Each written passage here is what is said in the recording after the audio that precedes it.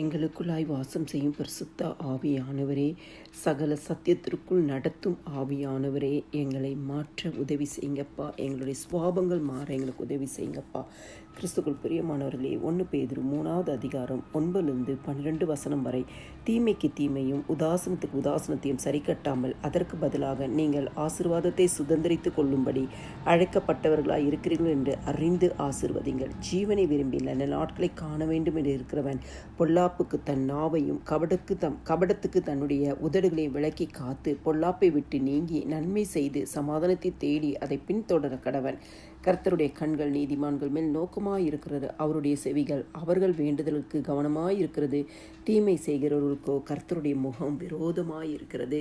கிறிஸ்துக்குள் பிரியமானவர்களே, இந்த நாளிலும் பொல்லாப்புக்கு தன் நாவையும் கபடத்துக்கு தன் உதடுகளையும் விலக்கி காத்து கொண்டு இன்னைக்கு நம்மளால் இது செய்ய முடியும் என்று சொன்னால் மிகவும் கடினமான ஒரு விஷயமாக இருக்கிறது.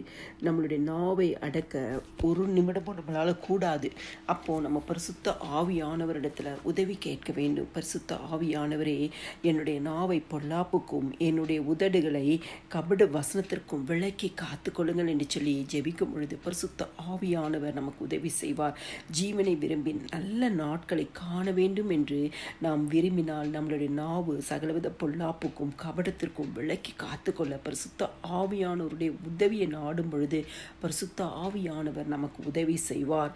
பொல்லாப்பை விட்டு நீங்கி நம்ம வாழ வேண்டும். ஒவ்வொரு நாளும் ஆண்டவராக இயேசு கிறிஸ்துவின் வருகைக்கு நம்மளை ஆயத்தப்படுத்தும்படியாய் நம்மளோட வாழ்க்கையில் காணப்படுகிற எந்த சின்ன பொல்லாப்பு இருந்தாலும் அதை விட்டு நீங்கி நன்மை செய்கிறவர்களாய் மாறணும். சமாதானத்தை தேடுவர்களாய் அதை பின்தொடர்ந்து போறவர்களாய் இருக்கும் பொழுது கர்த்தர் நம்மேல் பிரியமாயிருப்பார்.